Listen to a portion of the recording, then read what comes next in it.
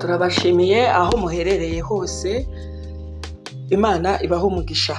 Tubahaye ikaze kandi kuri Nide TV. Niba ari ubwa mbere ukande subscribe ndetse ukurikire wumve ibyiza by'iki kimera.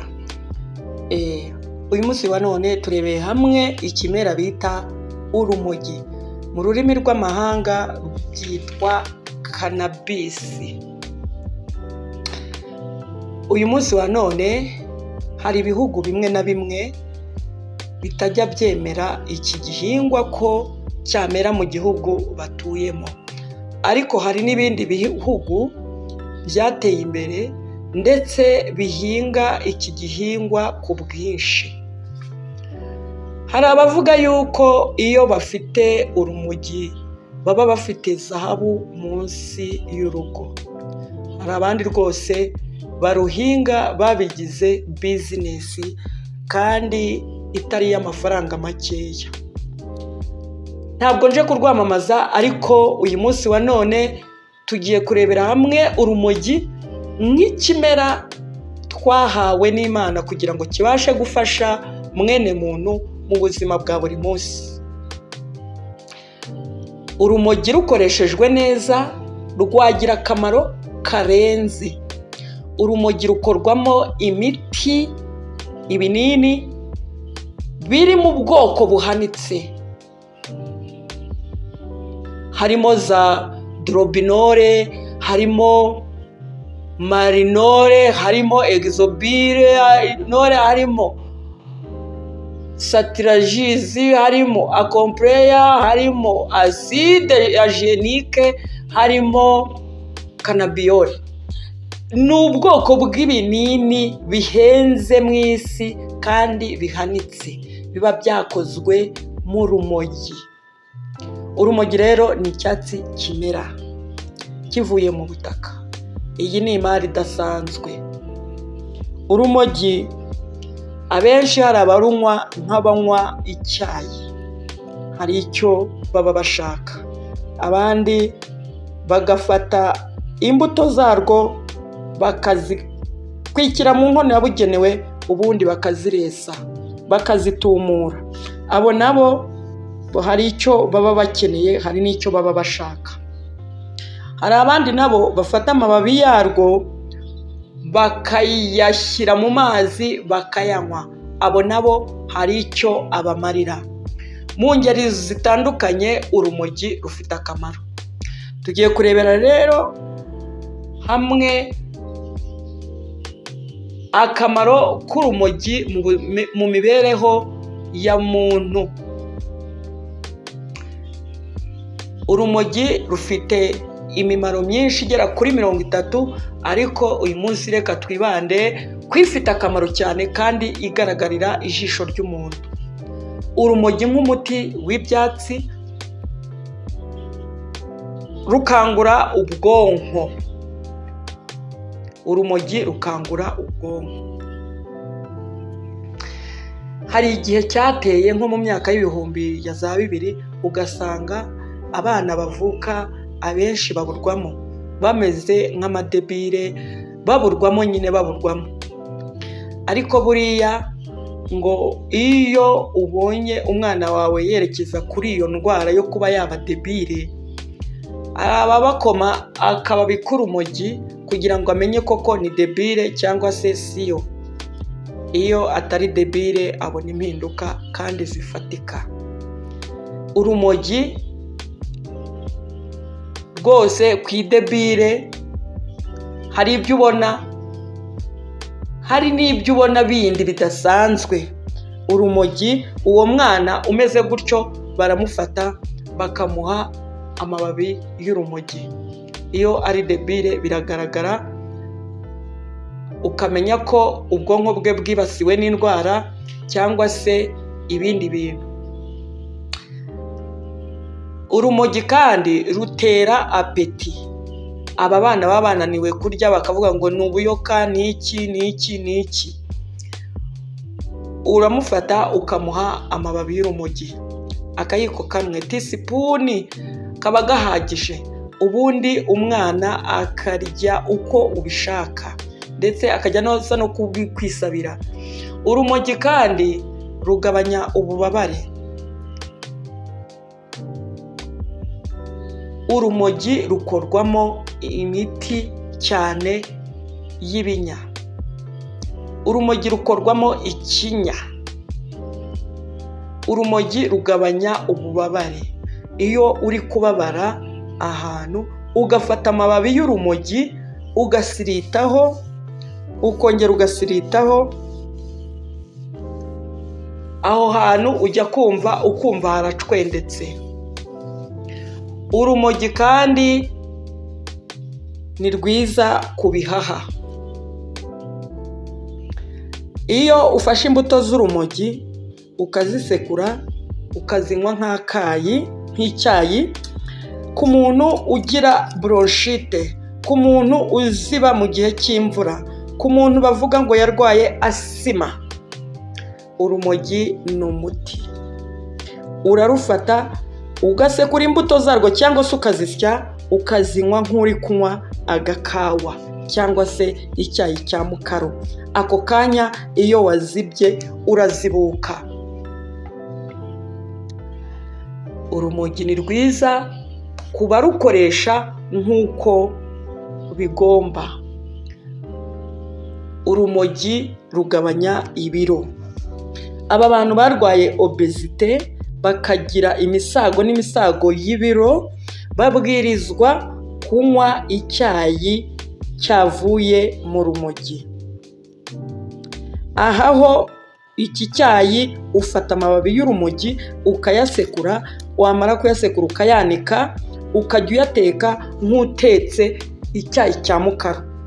Warangiza ukajya ufata itasi mu gitondo ukayifata na nimugoroba.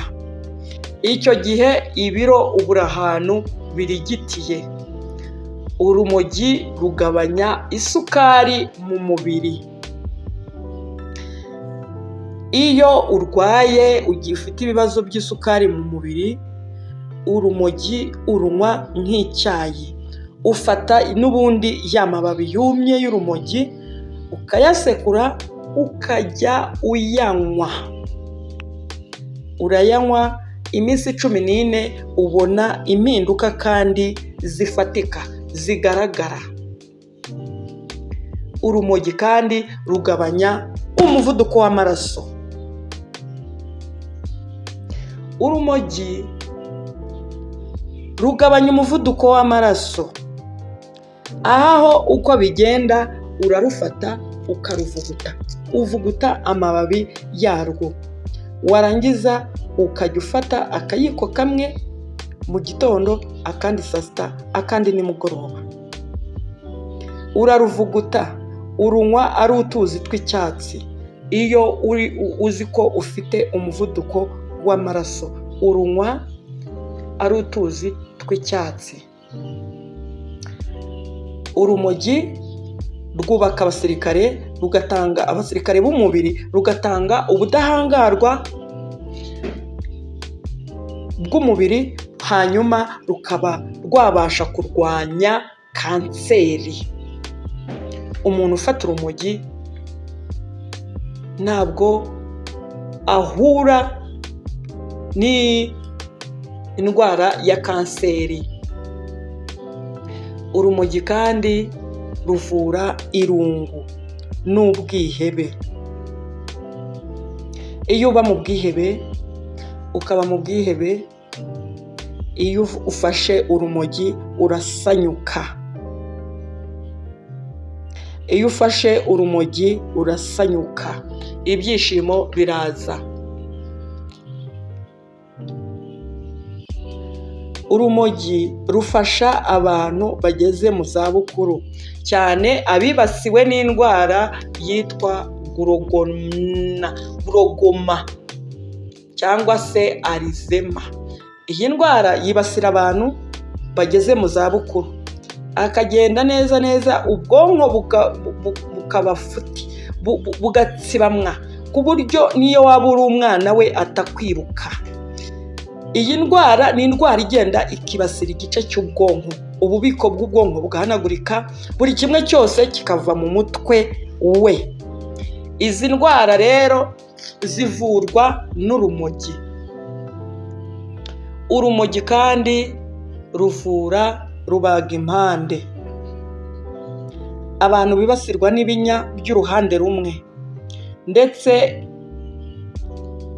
icyo kinya kikaba cyaturuka mu gipasu kimwe cy'umuntu guhera ku mutwe kugeza ku mano. Ba bantu bakunda gupfa amano cyangwa se bakagira kugagara, nta kindi wafata cy'icyatsi usibye urumogi.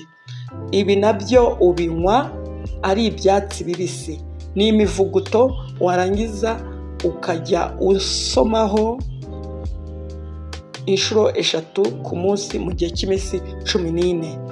Icyo gihe rubagimpande iribwiriza ikagushingukamo. Urumogi rero ni ikimera kizima, rukomeje no kuvura isesemi. Hari abantu sinzi ukuntu baba bateye, akarya yamara kurya akagira isesemi, agakizwa no kuba wenda, ariko nabwo ni rimwe na rimwe, yamara kurya akaba afite nk'imbuto ako kanya agahita azirenza ku biryo. Hari abantu bagira isesemi yibunza, ibintu byose adashyizemo agasenda ngo ntiyabirya. Ugasanga no mu mureti arashyiramo urusenda, ugasanga no mu gikoma arashyiramo urusenda, ugasanga nta rusenda nta kintu ashobora kurya, yewe n'ibijumba akabishyiramo urusenda. Uyu muntu aba yaribasiwe n'indwara y'isesemi. Nta kindi gishobora kumukiza ibi bintu usibye gufata amababi y'urumogi. Ararya, yamara kurya agahekenya ibabi ry'urumogi. Ibyo abikora iminsi 3. Umubiri we uba wafashe ritime, ukirukana ikintu bita isesemi, kuko isesemi ni indwara ituruka ku bwonko. Isesemi ni indwara ituruka ku bwonko.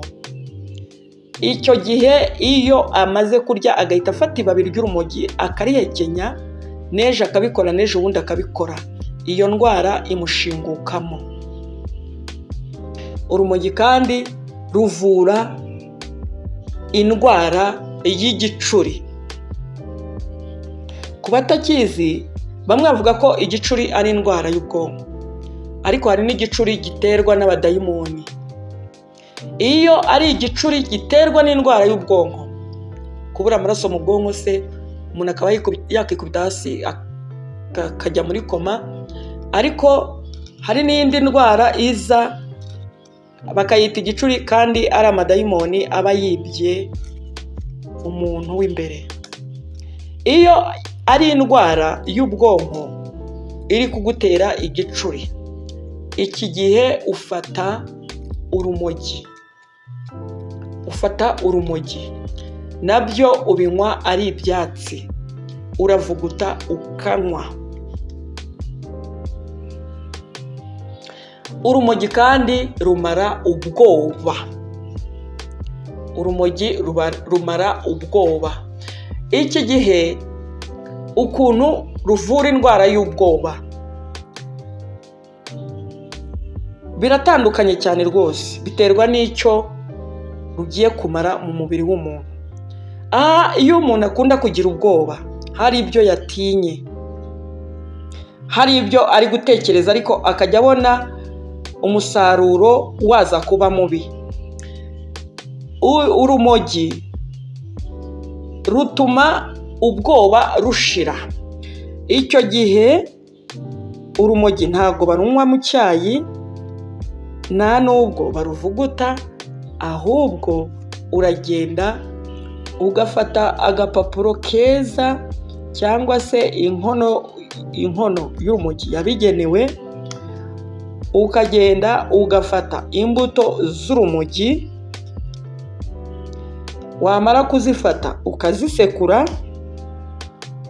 wamara kuzisekura ukabona ifu, ugafata ya fu ukayishyira muri ako gapapuro, cyangwa se ukayishyira mu nkono yabigenewe, hanyuma ugashyiraho umuriro cyangwa se ukarutwika. Wamara kurutwika ugafata ikintu kitari buze gutuma umwuka uhita, wafata igitenge, wafata umwenda uwo ari wo wose, hanyuma ukipfuka ukunama kuri wa muriro urimo ifu y'urumogi, hanyuma ukabikora mu gihe kingana n'iminota 10. Uhava ibyo watekerezaga byose byahindutse. Ibyo utekereza mu nyuma urabitekereza kandi ubwenge bugahita butuma ubishyira mu bikorwa, kubera ko ruba rwagiye rugafata ku bwenge rugahindura imitekerereze. Hanyuma urumogi rugatuma ukora ibidasanzwe. Urumogi kandi ruvura isusumira. Hari abantu barwaye isusumira, gufata bikanga, yewe no kurya bikaba ikibazo, akaba atafata ifoke ngo aterure ikirayi ashyire mu kanwa. Bamuha nk'itasi irimo icyayi akajya kukigeza ku munwa, ubwacyo cyashyizemo kigwa hasi kubera gususumira. Uyu muntu umubiri we uba uri desekiribure, uba warataye imbaraga zawo z'umwimerere. Imitsi ye iba idafashije, imitsi ye iba iri nk'iy'umwana, imitsi ye iba rwose yaravuye mu gitereko. Iki gihe rero uyu muntu urwaye isusumira akoresha icyayi cy'amababi mabisi. Afata amababi mabisi akayaterera mu mazi agatogosa. Yamara gutogosa akayafata akayanywa. Ayanywa mu gihe kingana n'iminsi 14, agatangira kumva imitsi ye itangiye gukomera. Urumogi ruvura imitepfu. Hari abari buze kumbaza ngo imitepfu ni iki? Imitepfu, hari umuntu uvuga kandi ari kuvuga ururimi mwese mwumva, ariko kujya kurekanya ijambo bikamunanira. Urugero, wenda agiye kuvuga ngo wenda New Day TV uduhereza ibimera by'umumaro, akayavuga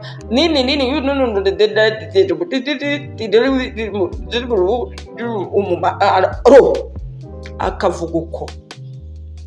Ntabwo aba ari we uba ubyikora, ahubwo ni ururimi ruba rwarahuye n'ikibazo ndetse n'igice cy'ubwonko.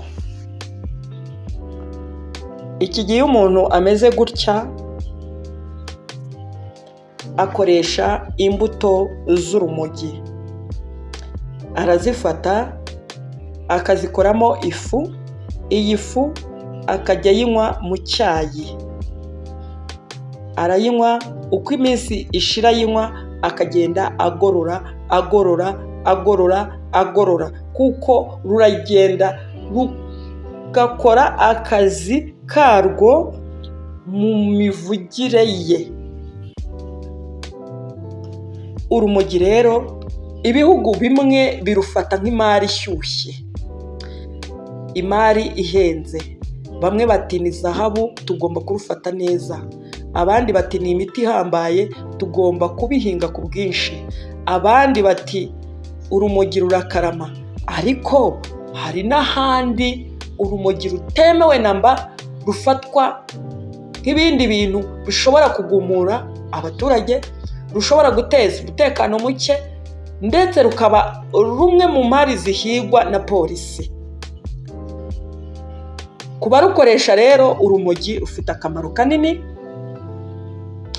Ni imari yashorwamo n'abashoramari, ni imari Imana yatwihereye y'umwimerere. Urumogi rurakiza, urumogi ruravura, urumogi rukomokwaho n'ibintu byinshi. Ruzwi n'abarukoresheje rukabagirira umumaro. Ndabakunda rero, kandi subscribe, kandi like, usangize nawe iki kiganiro ku bandi bakeneye inyigisho nk'izi ngizi. turabakunda, twongere mu kiganiro cy'ubutaha. Imana ibahe umugisha. Bye.